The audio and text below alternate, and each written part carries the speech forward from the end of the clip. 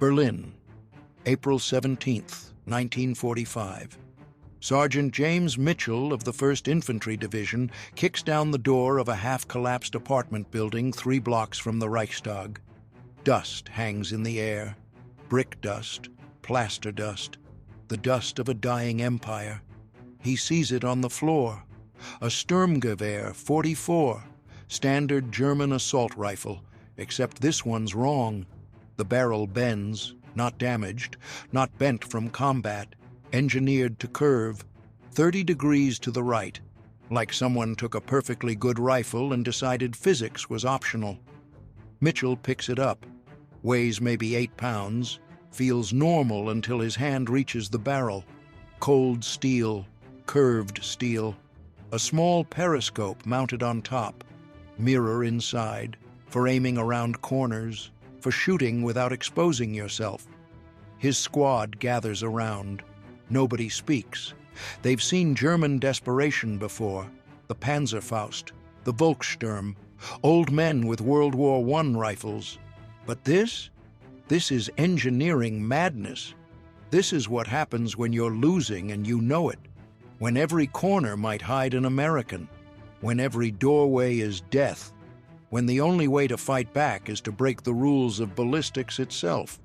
The weapon in his hands weighs 8 pounds. The desperation behind it weighs considerably more. By April 1945, the German Reich has been reduced to rubble. Not metaphorically, literally. City fighting, block by block, room by room, corner by corner, the kind of warfare where visibility measures in feet, not miles, where the man who exposes himself first dies first. The Americans call it rat-fucking.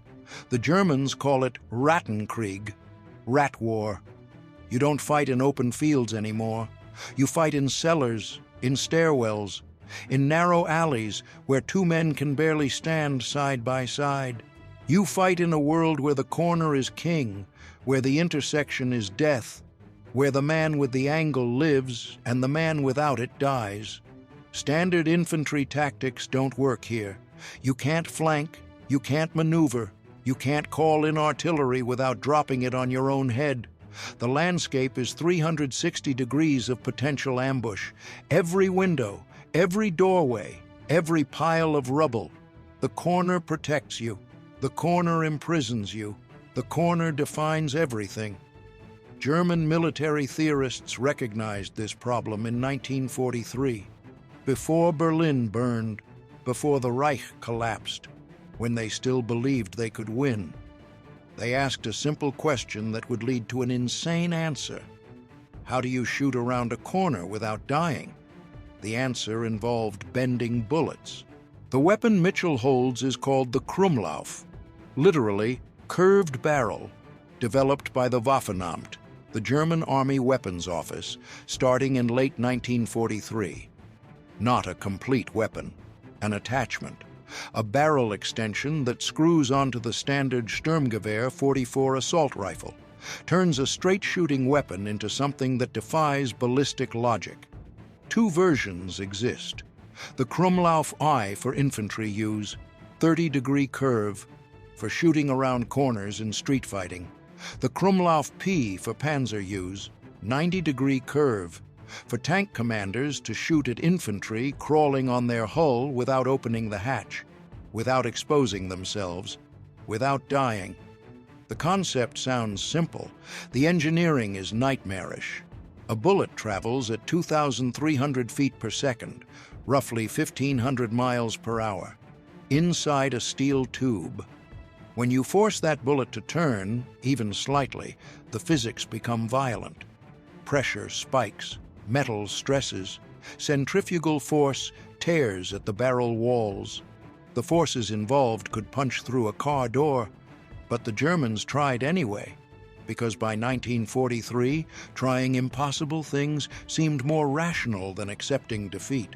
The development team worked at the Haenel Weapons Factory in Suhl, central Germany, the same factory that produced the STG-44, the same engineers who'd revolutionized infantry weapons, now tasked with revolutionizing which direction those weapons could shoot. Lead engineer was a man named Hans Schmeisser, not the famous Hugo Schmeisser who designed the STG-44, his cousin, lesser known, equally brilliant, possibly more desperate.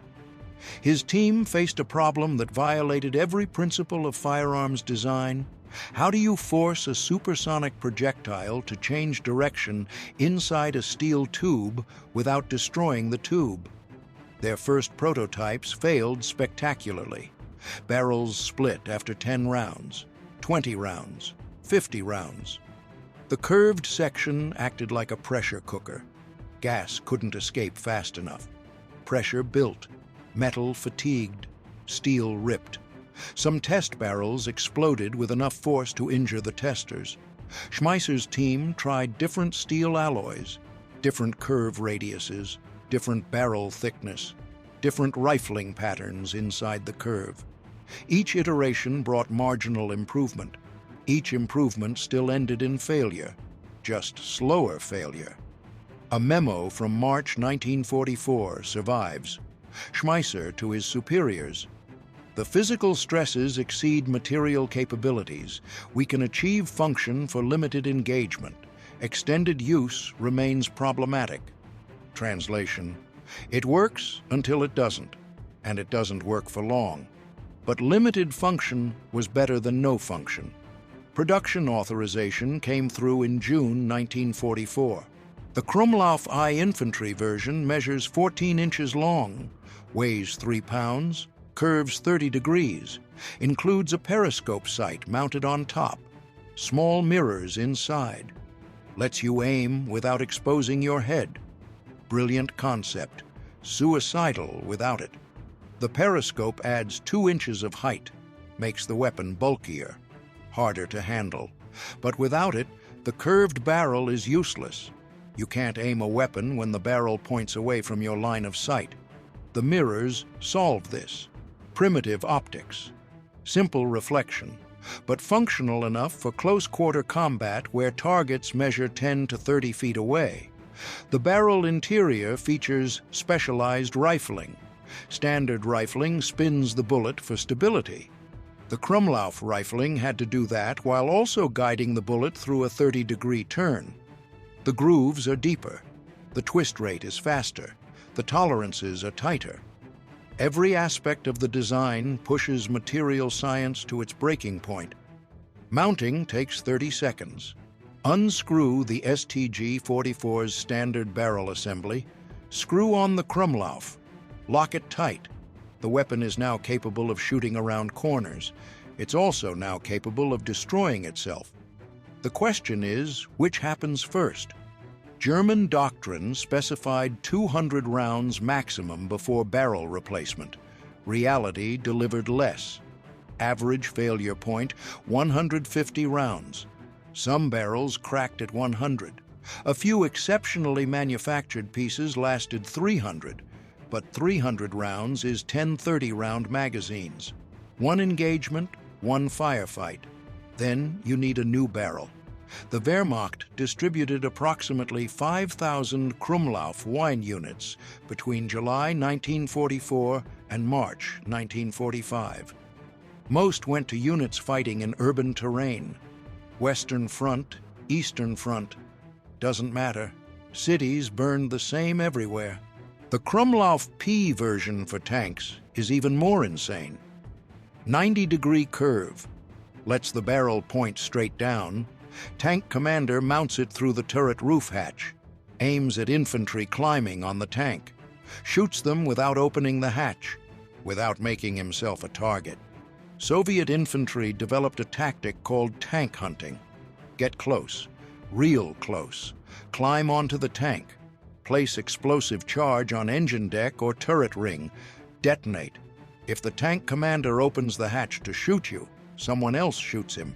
Catch-22. Tankers died protecting their tanks. Tanks died without protection. The Krummlauf P offered a solution. Shoot straight down. Kill the climbers. Keep the hatch closed. Keep yourself alive. The engineering challenge doubled. A 90-degree curve creates exponentially more stress than 30 degrees. The bullet has to make a hard right turn at supersonic speed, inside a tube the width of your thumb. Test results were predictable. Catastrophic failure after 50 to 80 rounds. Barrels split lengthwise. Fragments flew. Some test tanks suffered damage from their own weapons exploding. But 50 rounds is 50 dead infantry. 50 Russians who don't blow up your tank. The math worked even if the metallurgy didn't. Production numbers stayed small. Approximately 1,000 Krummlauf P units manufactured. Distribution focused on panzer divisions on the Eastern Front, where Soviet infantry pressed closest, where desperation measured in inches. A German tank commander named Friedrich Weber wrote in his diary, February 1945, "The curved barrel device works for one fight, maybe two, then useless. But one fight is sometimes enough. Sometimes it's the difference between burning alive and making it home." Weber died 3 weeks later when a T-34 penetrated his Tiger's turret ring. The Krummlauf P couldn't save him. Nothing could. Understanding why the Krummlauf exists requires understanding urban warfare evolution from 1943 onward. The Germans excelled at defensive city fighting. Stalingrad proved that. Budapest proved that. Berlin would prove that. But excellence came at a cost: exposure. Every defensive position has a blind spot. Every corner has two sides. You control one side. The enemy approaches from the other. Standard tactics: lean out, fire, pull back. Lean out, fire, pull back. Eventually you lean out and someone's waiting. Eventually you don't pull back. Casualty statistics from Stalingrad show the pattern. German defenders suffered 60% losses from small arms fire. Not artillery, not tanks, rifles, machine guns. The weapons that killed you when you exposed yourself, when you leaned around that corner, when you thought you were fast enough. The Krummlauf attempted to eliminate exposure. Fire without leaning. Shoot without showing yourself. Keep the corner between you and death. The concept had been theorized since World War I. Trench periscopes, angled mirrors, various crude attempts at indirect fire. But nobody had made it work with a standard infantry rifle, until German desperation made it necessary to try. Initial concept came from an unlikely source, an SS officer named Otto Skorzeny, famous for raiding Mussolini's prison, less famous for his tactical innovations. He submitted a proposal in August 1943. Simple sketch: curved barrel, periscope sight. Note at bottom: for urban combat where normal tactics result in unacceptable losses. High Command approved research funding within 2 weeks. That's how desperate they were, how willing to try anything, how close the corner of defeat already loomed. Schmeisser's team at Haenel faced fundamental physics problems. A bullet fired from a standard rifle experiences approximately 50,000 psi of chamber pressure, pounds per square inch. That pressure propels the bullet forward. In a straight barrel, pressure dissipates gradually as the bullet travels. Controlled release, manageable forces. In a curved barrel, pressure concentrates at the curve point. The bullet hits the curve, tries to continue straight. Physics says no. The barrel wall redirects it. Force equals mass times acceleration. The bullet masses 170 grains, about the weight of 3 pennies, but traveling at 2,000 feet per second. The kinetic energy involved could penetrate a brick wall. When that energy slams into the curve, something has to give. The bullet deforms. The barrel flexes. Pressure spikes locally. Heat increases. Metal fatigues. The curve becomes a stress concentrator. Every shot weakens the barrel. Every shot brings you closer to catastrophic failure. Schmeisser's team tried to mitigate this with barrel thickness. Standard STG-44 barrel wall, 0.08 inches. Krummlauf barrel wall at the curve, 0.16 inches, double thickness, double weight, double material cost. Still not enough to prevent eventual failure, only enough to delay it. They also experimented with barrel length. Longer barrel before the curve meant more pressure dissipation before the turn, less stress concentration. But longer barrels made the weapon unwieldy, harder to maneuver in tight spaces. The whole point was urban combat, confined spaces, close quarters. A 3-foot-long barrel attachment defeated the purpose. Final design compromised everything. Short enough to be useful, strong enough to work briefly, cheap enough to be disposable. Because that's what it was. Disposable. Use it, lose it, get a new one, if you lived long enough. The first combat deployment came in September 1944. Aachen, ancient German city on the western border. First German city to fall to American forces. The fighting lasted 6 weeks. Room to room, building to building, corner to corner. Perfect testing ground for the Krummlauf. Elements of the 246th Volksgrenadier Division received 30 Krummlauf-WWII units. Infantry troops, young kids and old men. The middle generation was dead already. Dead in Russia, dead in France, dead everywhere. These were the leftovers, the desperate, the defenders of a city that couldn't be defended. Combat reports are fragmentary. The 246th kept poor records. Everyone was too busy dying. But American after-action reports mention unusual German firing positions, GIs taking fire from around corners where no German was visible, bullets coming from impossible angles, initial confusion, then adaptation. American Corporal Michael Torres, 1st Infantry Division, October 8, 1944. We took fire from a doorway, but nobody was in the doorway. Rounds hitting the wall next to us. No muzzle flash visible. Didn't make sense until we flanked the position. Found a Jerry with this weird bent rifle. Thing looked like somebody stepped on it. He was firing from behind the wall, barrels sticking around the corner. We shot him when he reloaded. He'd killed 2 of ours before we figured it out. That's the Krummlauf in combat. Effective until it's not. Innovative until someone adapts. Deadly until someone flanks. The weapon gave advantage for minutes, maybe hours, but war measures in days and weeks. Temporary advantage is no advantage at all. The 246th Volksgrenadier Division ceased to exist by October 21st. Destroyed, captured, scattered. The city fell. The Krummlaufs fell with it. Americans collected them, studied them, filed reports, moved on. But the weapon didn't disappear. Production continued, distribution continued, because the Germans still held cities, still fought corners, still died defending positions they couldn't hold. The Krummlauf P for tanks saw its first major use during the Battle of Budapest, December 1944 through February 1945.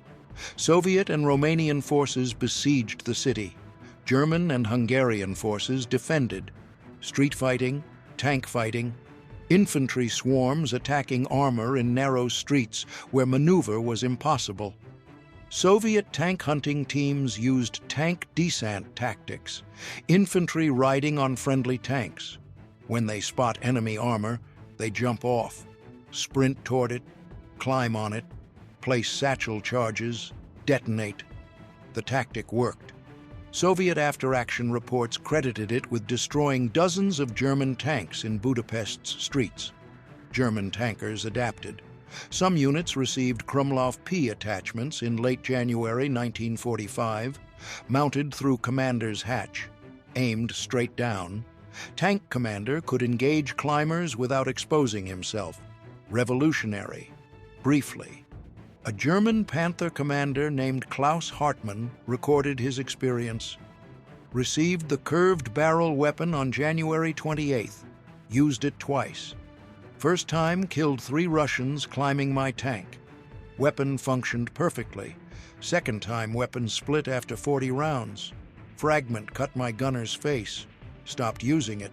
Better to risk opening hatch than risk weapon explosion inside tank. That's the fundamental problem. The weapon works until it fails. And failure inside a tank is catastrophic. Limited space, no escape route. If the barrel explodes near your face, there's nowhere to go. Better to take your chances with Soviet infantry than with your own malfunctioning equipment. Budapest fell February 13th. Most German tanks destroyed. Most tank crews dead. The Krummlauf P couldn't save them. It was a solution to the wrong problem. The problem wasn't how to shoot climbers. The problem was being surrounded in a city you couldn't hold by an enemy you couldn't defeat. Back to Sergeant Mitchell in Berlin, April 1945. The Krummlauf in his hands represents the final evolution of German weapons design, not evolution toward victory, evolution toward desperation. When you're losing, you try anything. When you're dying, conventional wisdom dies first. Mitchell's unit advances deeper into the city, more collapsed buildings, more rubble, more corners. They find 14 more Krummlaufs over the next 3 days, some mounted on rifles, some discarded. One bent backward from catastrophic failure. The barrel split lengthwise, peeled open like a banana. Whoever was holding it when it failed probably lost fingers, maybe a hand, maybe their face. The 1st Infantry Division's intelligence section collects the weapons. Standard procedure. Capture enemy equipment. Document it. Ship it stateside for analysis. The Krummlauf goes into a crate marked Priority Technical Intelligence. Destination: Aberdeen, Proving Ground, Maryland, where American engineers will test it, study it, learn from it, maybe even copy it. But copying requires understanding why it works, and understanding why it works requires understanding why it fails. The two are inseparable. The Krummlauf works because German engineers pushed material science to its limits. It fails because those limits exist. Mitchell doesn't know any of this. He's a sergeant, an infantryman. He knows how to fight, how to survive, how to clear buildings without dying. He looks at the curved barrel and sees what every soldier sees: a weapon, effective or ineffective, reliable or unreliable, helpful or dangerous. His assessment: dangerous, to both sides. He puts it in the collection crate and moves on. Berlin has 10,000 more corners, 10,000 more dangers.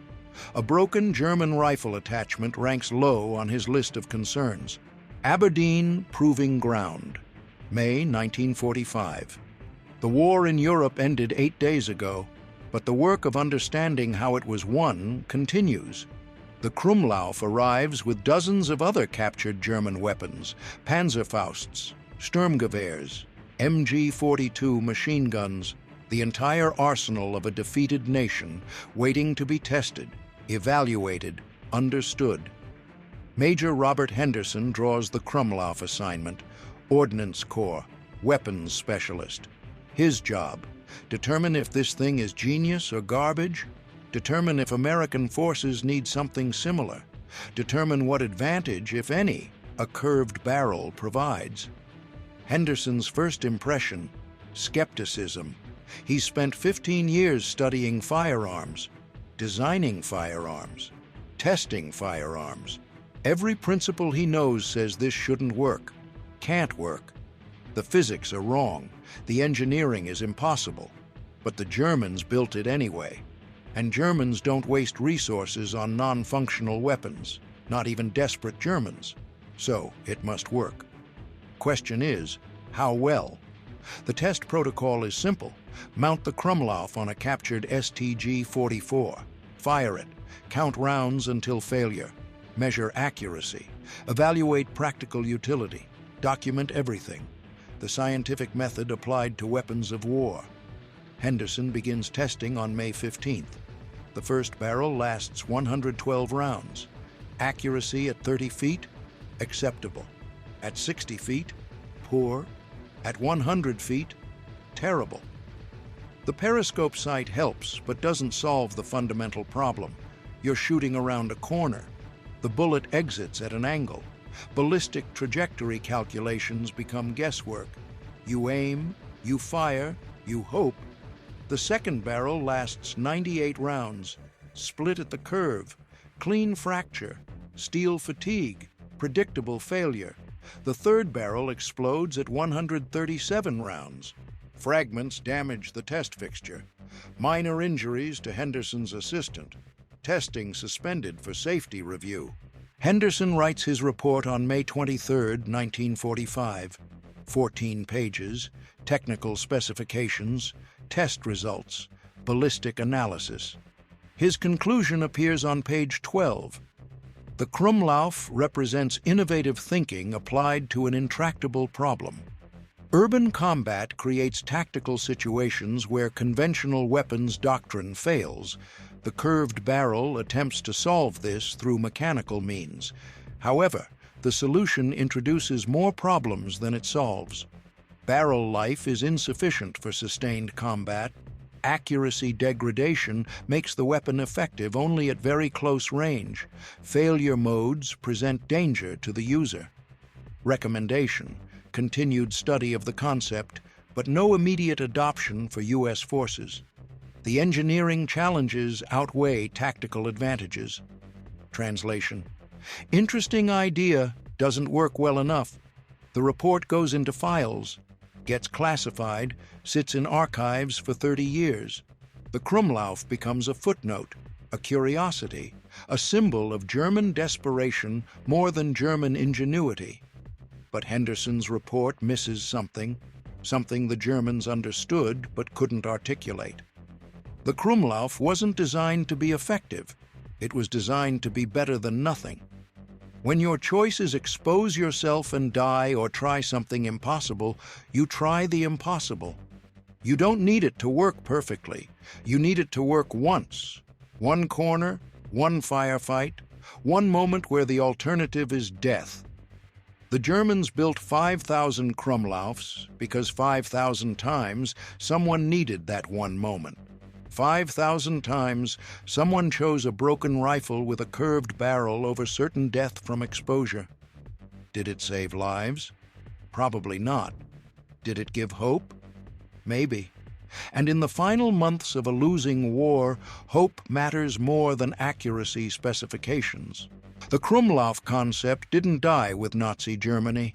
Israel experimented with curved barrel weapons in the 1960s, urban fighting in Jerusalem, Gaza, similar problems, similar solutions, different engineering, better metallurgy, still ultimately abandoned. The physics remain unforgiving. The Russians tried in the 1970s, prototypes for special forces, hostage rescue scenarios, shooting around doorways without exposure. Testing showed marginal improvement over German designs. Still not enough to justify production. Curved barrels keep appearing in weapons development. Every generation rediscovers the same problem. Every generation tries to solve it. Every generation faces the same physics, the same material limitations, the same conclusion. Interesting concept, insufficient execution. Modern solutions take different approaches. Fiber optic cameras, remote weapons stations, robots, drones. Technology changes. The problem remains. How do you engage an enemy you can't see? How do you shoot around corners without dying? The Germans answered with bent steel. We answer with electronics. Both solutions work. Neither works perfectly. The fundamental challenge of urban combat endures. The corner still kills, the angle still matters, physics still wins. Back to Berlin, April 1945. Before Henderson's tests, before Aberdeen Proving Ground, before anyone knew whether the Krummlauf was brilliant or stupid, Sergeant Mitchell's platoon clears another building. Apartment block, 5 stories, maybe 200 rooms. Each one could hide Germans, each one could hide death. Standard procedure, grenades first, then entry. Clear one room, move to next. Don't rush, don't relax, stay alert, stay alive. Third floor, room 37. Mitchell kicks the door. No grenade, they're running low. Conservation matters. The room is empty, furniture overturned, broken glass everywhere, bullet holes in the walls, evidence of previous fighting. Someone's last stand, someone's final corner. On the floor, another Krummlauf. This one still mounted on an STG-44. Magazine empty, bolt locked back. Someone fired until they ran dry, then dropped the weapon. Ran or died or surrendered. Mitchell doesn't touch it, doesn't need another curved barrel, doesn't need another broken German experiment. He's got his M1 Garand, 8 rounds, semi-automatic, reliable, American. It shoots straight. That's enough. His squad mate, Private Eddie Chen, picks it up anyway. Curiosity. Everyone wants to see the weird German weapons, trophy hunting, souvenir collecting, the universal soldier tradition. Chen examines the periscope, looks through it, aims at the wall, dry fires, click. Nothing. The weapon is dead. The war is dying. Soon the corner won't matter anymore. Soon the killing stops. The psychology of the Krummlauf user deserves examination. Imagine you're a German soldier. Berlin, April 1945. You know the war is lost. Everyone knows. The Russians are coming from the east, the Americans from the west, the British from the north. The city burns. The Reich collapses.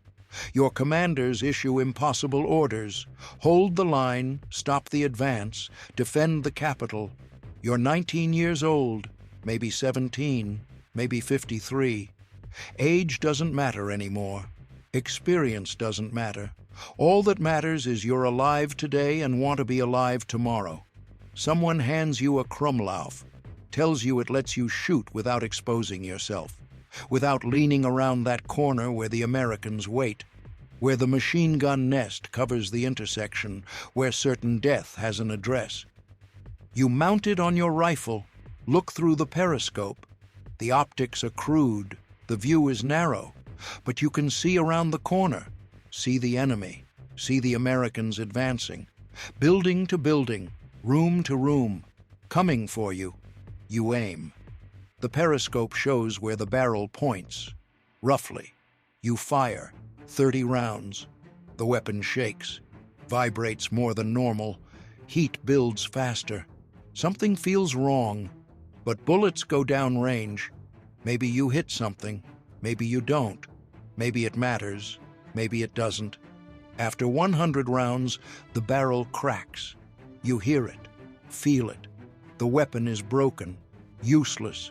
You're back where you started. Exposed. Vulnerable. Mortal. The Krummlauf gave you 100 rounds of hope. 100 rounds of believing you might survive. 100 rounds of refusing to accept the inevitable. Then reality returns. The manufacturing story reveals Germany's collapsing industrial capacity. Each Krummlauf required precision machining, specialized steel alloys, quality control testing. In 1943, Germany could produce these things. By 1945, barely. The Haenel factory in Suhl worked under constant Allied bombing. Raids disrupted production, destroyed machinery, killed workers. Slave labor filled the gaps. Forced workers from occupied territories, concentration camp prisoners, people who had no stake in German victory, no reason to care about quality control, no reason to ensure the curved barrel wouldn't explode. Production quality declined throughout 1944. Early Krummlaufs lasted 200 rounds. Later models lasted 100. Final production batches, 80 rounds average. Some failed immediately. Steel quality dropped. Inspection standards dropped. Everything dropped except desperation. That rose. A quality control report from December 1944 survives. Inspector notes 40% rejection rate. 4 in 10 Krummlaufs fail initial testing. Don't meet minimum standards.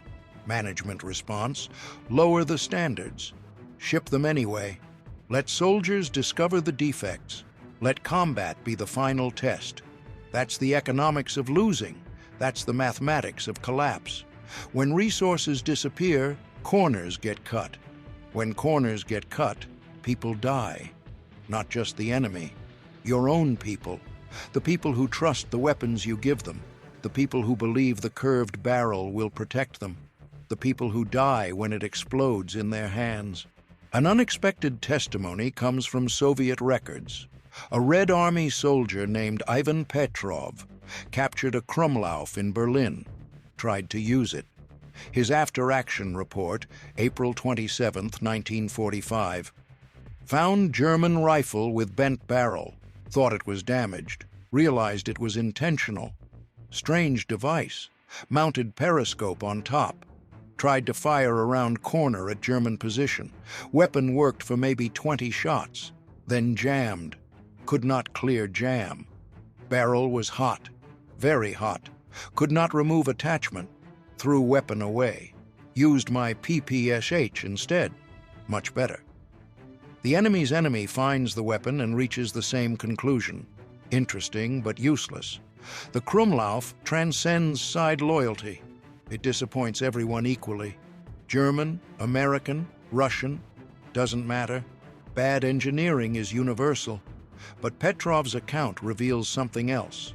He tried to use it, even knowing it was German, even after it jammed, because the concept appeals to every soldier. Every man in combat wants to shoot without being shot, wants to kill without dying, wants the angle, wants the advantage, wants to cheat death for one more day. The Krummlauf promises that, delivers briefly, fails inevitably. But the promise alone makes it worth trying. That's the weapon's true purpose, not to win battles, not to kill enemies, but to give desperate men a reason to keep fighting, to give hope where hope is irrational, to make the impossible seem possible for 100 rounds. After that, you're on your own. The financial cost tells another story. Each Krummlauf cost approximately 45 Reichsmarks to produce, about $18 in 1945 U.S. currency. Doesn't sound like much, but context matters. A standard STG-44 rifle cost 70 Reichsmarks. A Krummlauf cost 64% of a complete rifle, for an attachment that lasted 150 rounds, for a barrel that would be destroyed in one engagement. Economic insanity. But economics assume rational decision-making, assume cost-benefit analysis matters. In war, especially losing war, economics collapse. You don't ask what it costs, you ask what you need. And if you need curved barrels to give soldiers hope, you build curved barrels. 5,000 units at 45 Reichsmarks each. 225,000 Reichsmarks total program cost. Add development costs, testing, distribution, roughly 500,000 Reichsmarks, enough to build 700 STG-44 rifles, or 3 Panzer IV tanks, or 200,000 rounds of ammunition, or field rations for 50,000 soldiers for 1 week. The Krummlauf program could have fed an army. Instead, it bent barrels. That's the decision calculus of desperation. Food feeds soldiers today, weapons give them tomorrow. Maybe, probably not, but maybe is better than certainly not. American intelligence assessments of the Krummlauf reveal interesting perspectives. A report from March 1945, before Germany's surrender, analyzes captured weapons. The Krummlauf gets 3 paragraphs. Paragraph 1 describes the device, technical specifications, curve angle, weight, mounting procedure, cold facts. Paragraph 2 assesses tactical utility. Limited effectiveness in urban combat scenarios, provides temporary advantage in corner defense situations, significant accuracy degradation beyond 30 feet, reliability concerns noted. Clinical language, military speak. Paragraph 3 offers strategic analysis. Development and production of such specialized weapons indicates German recognition of urban warfare challenges, also indicates resource misallocation and declining industrial capacity.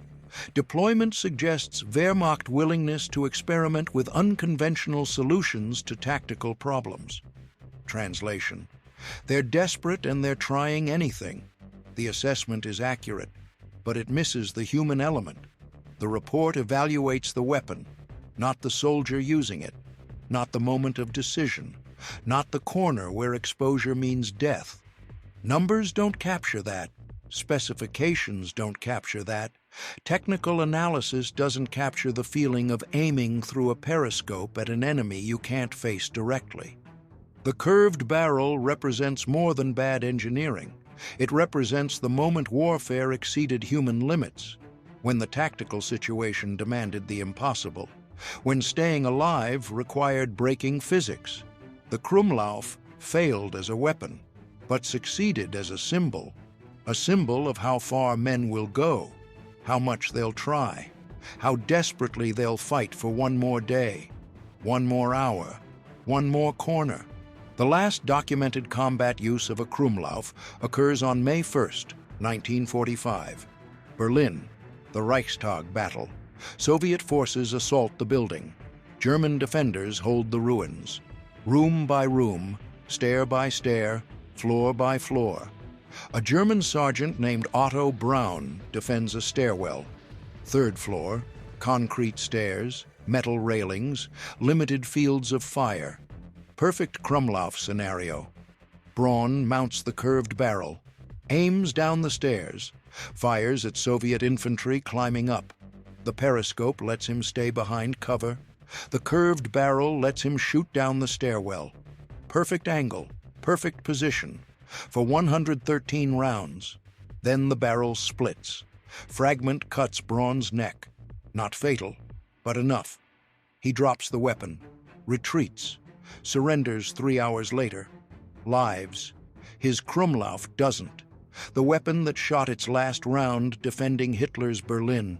The weapon that represented Germany's final innovations. The weapon that tried to bend physics and failed. It ends on a stairwell, broken, abandoned, like everything else.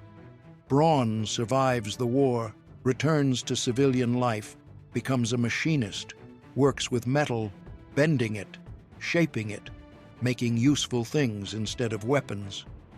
He never talks about the Krummlauf, never mentions the curved barrel, never explains what it felt like to hold engineering desperation in his hands while his nation died around him. Some memories bend, some break, some you don't discuss. Post-war analysis by weapons historians provides perspective. The Krummlauf enters the category of last-ditch weapons. The category includes the Volkssturm rifle, the Panzerfaust, various crude devices produced when Germany exhausted better options. But the Krummlauf differs. It wasn't crude, it was sophisticated, over-engineered actually. Precision machining applied to a fundamentally flawed concept. That makes it more interesting, more tragic, more human. A crude weapon indicates resource scarcity.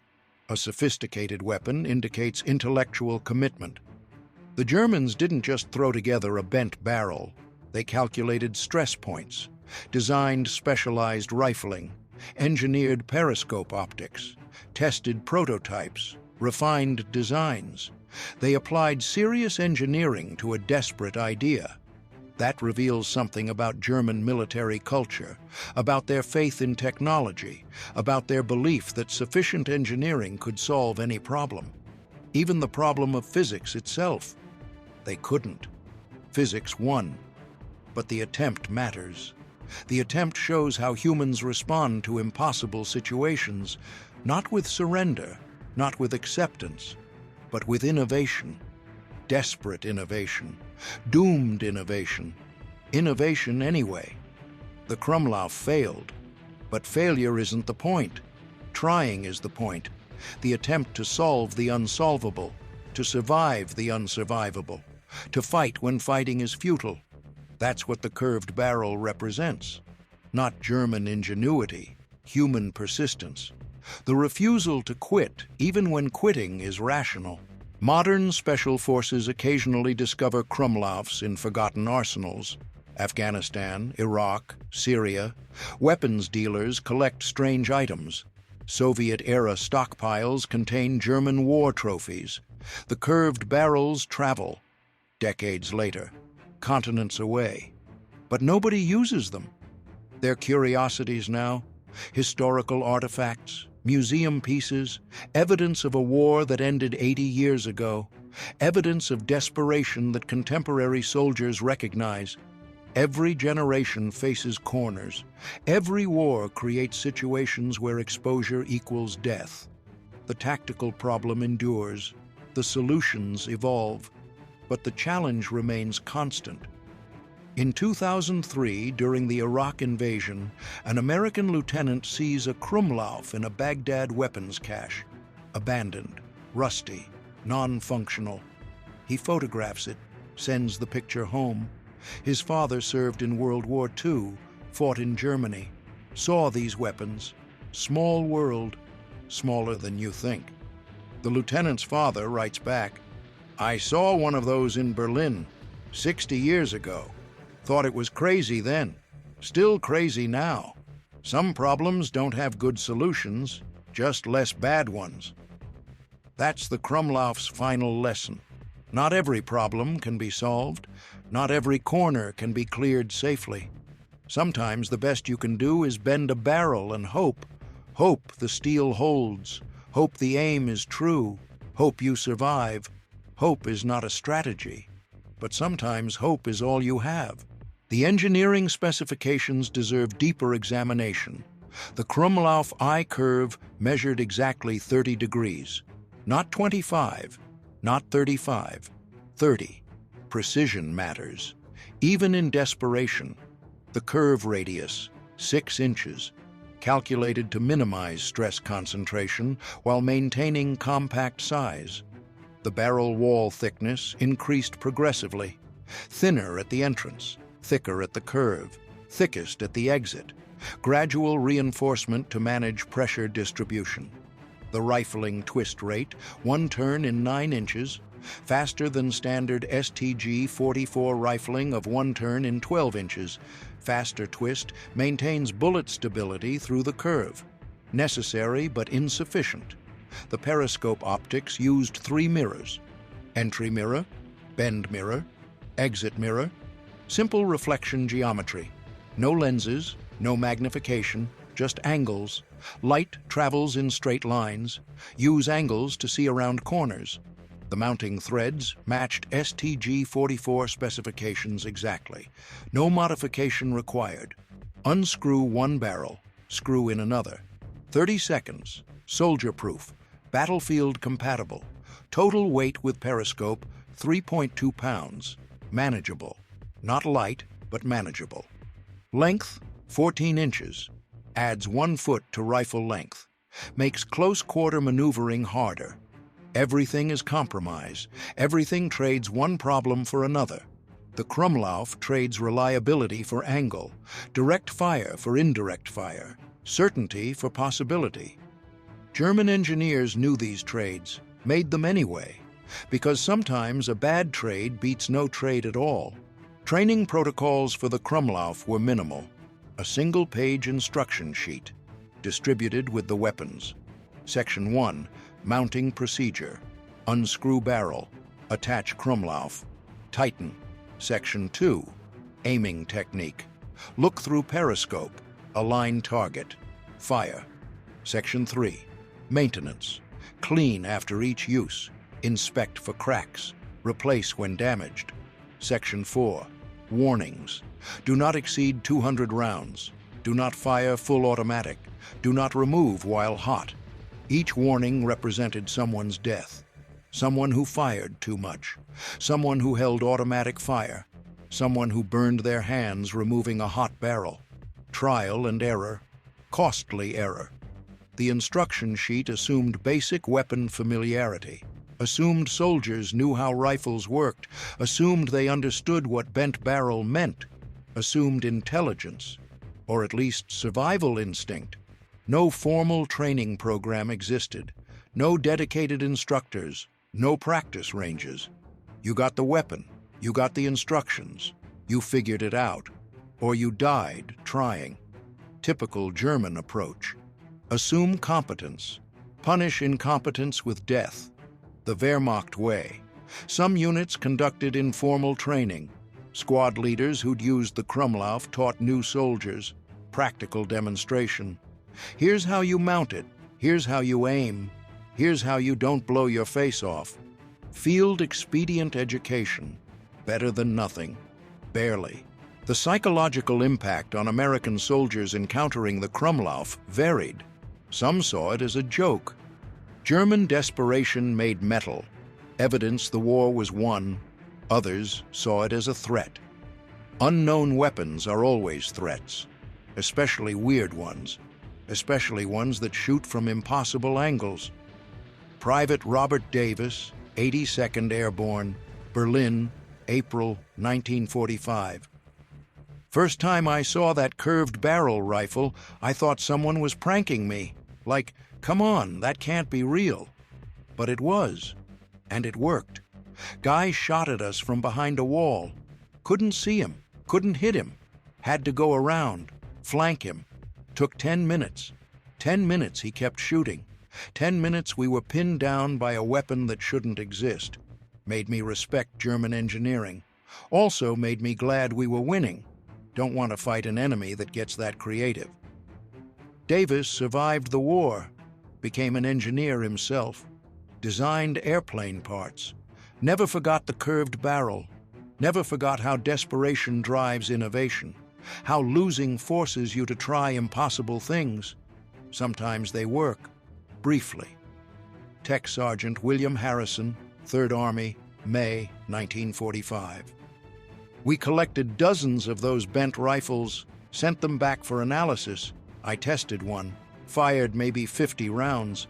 Accuracy was shit. Weapon felt wrong, but I understood why they made it. When you're pinned down, when you can't move, when exposing yourself means dying, you'd try anything. Even a rifle that shoots sideways, even knowing it might explode. Dying slowly beats dying instantly. The math works. Mathematics of desperation. Addition and subtraction with bullets. The Krummlauf appears in post-war literature occasionally. Technical manuals, history books, weapons encyclopedias. Usually a footnote, sometimes a paragraph. Rarely more. The weapon doesn't merit extensive coverage. It didn't change the war, didn't affect outcomes, didn't matter strategically. But it appears anyway, because it's interesting, because it's weird, because it represents something beyond mere function. A book published in 1958, German Secret Weapons of World War II, dedicates 2 pages to the Krummlauf. Includes photographs, technical drawings. The author concludes, an ingenious solution to an intractable problem ultimately rendered impractical by material limitations. Standard academic assessment.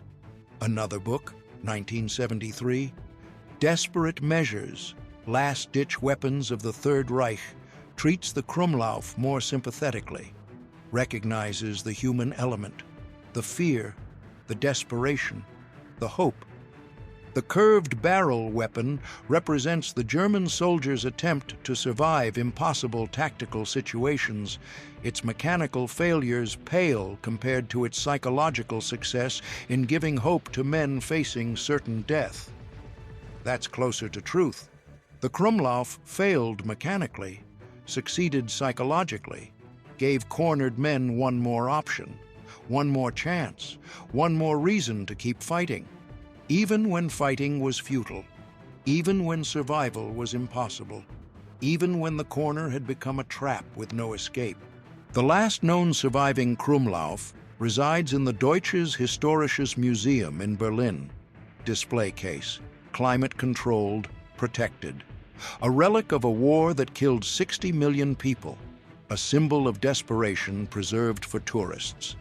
The placard reads, Krummlauf Curved Barrel Attachment, STG-44 Rifle, 1944, experimental weapon for urban combat, limited effectiveness, never widely adopted. 13 words. 13 words to summarize thousands of engineering hours, hundreds of deaths, 5,000 weapons, millions of Reichsmarks, countless moments of fear and hope and desperation. The placard doesn't mention the soldiers who used it, doesn't mention the Americans who died to it, doesn't mention the fundamental impossibility the Germans tried to overcome. It just says, limited effectiveness, true but incomplete. The weapon was effective at giving hope, at providing psychological protection, at making impossible situations feel slightly less impossible.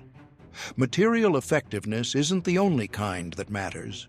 Museum visitors look at the curved barrel, take photographs, move on. Most don't understand what they're seeing, don't recognize the desperation, don't feel the weight of trying to survive when survival requires breaking physics. It's just a weird old gun, bent, strange, historical. But to those who held one, who fired one, who trusted one with their lives, it's more. It's a moment, a corner, a choice between certain death and probable death. The Krummlauf offered probable. That was enough.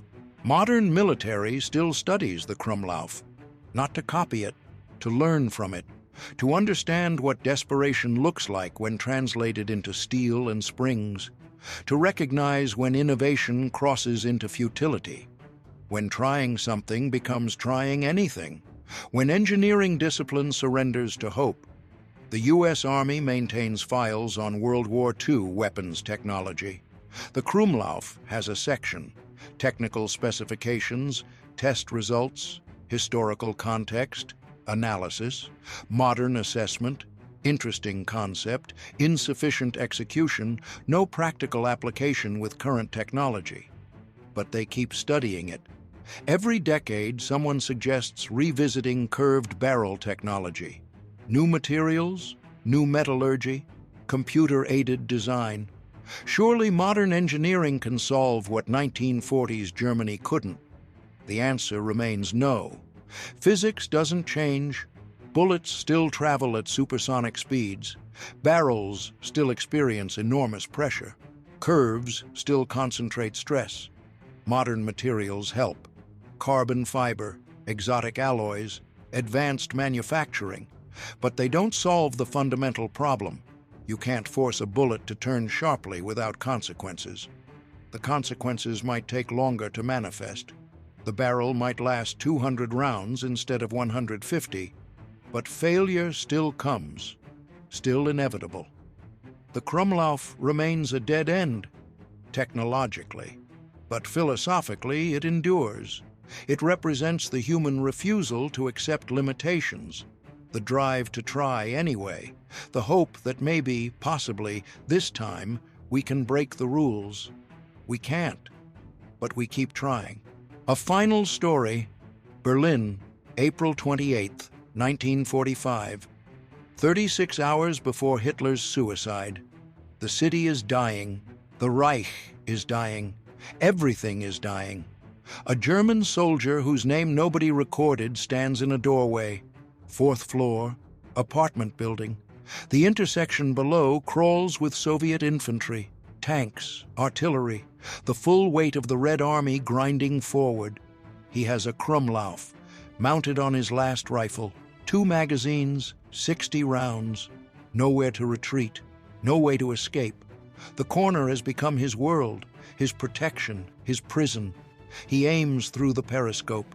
The crude optics show Russian soldiers, moving, advancing, coming for him, coming for everyone. He fires. 30 rounds, continuous, aggressive, desperate.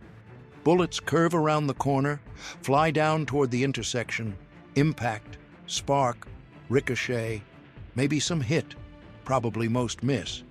Doesn't matter. He's not trying to win, trying to delay, trying to make them think twice, trying to survive one more hour. The barrel heats, vibrates. 31 rounds, 32, 40, 50. The weapon is dying. He knows it, feels it, hears the metal stress. 60 rounds, empty. He reloads. Last magazine, aims, fires. 20 rounds.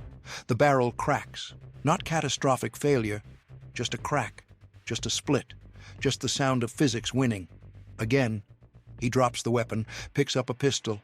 8 rounds. Then what? Then nothing. The corner protected him for 80 rounds. About 2 minutes of sustained fire. 2 minutes of believing the curved barrel would save him. It didn't. It couldn't. But for 2 minutes, he had hope. For 2 minutes, he fought back.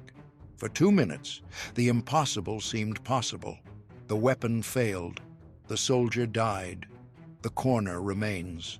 The Krummlauf bent bullets for a dying empire, bent steel for men who refused to believe the war was lost, bent physics as far as physics could bend before snapping back. It worked for 150 rounds.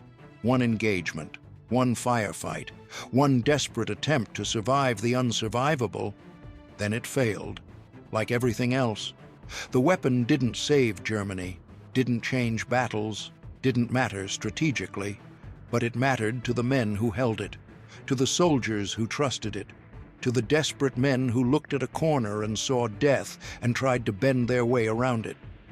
80 years later, the curved barrels sit in museums, archives, private collections, evidence of a war that killed millions, evidence of men who tried anything to avoid being one of the millions. The engineering failed. The desperation succeeded. Not in survival. Most of them died anyway, but in trying, in refusing to accept the inevitable, in believing that maybe, possibly, a bent barrel could make a difference. It couldn't. But the belief mattered. The attempt mattered. The desperate innovation in the face of certain defeat mattered. The Krummlauf shot around corners because straight ahead was death. It failed because physics doesn't negotiate, but the men who used it didn't know that, or didn't care. They knew only that the corner was killing them, and a bent barrel offered hope. Hope measured in 150 rounds. Hope measured in minutes.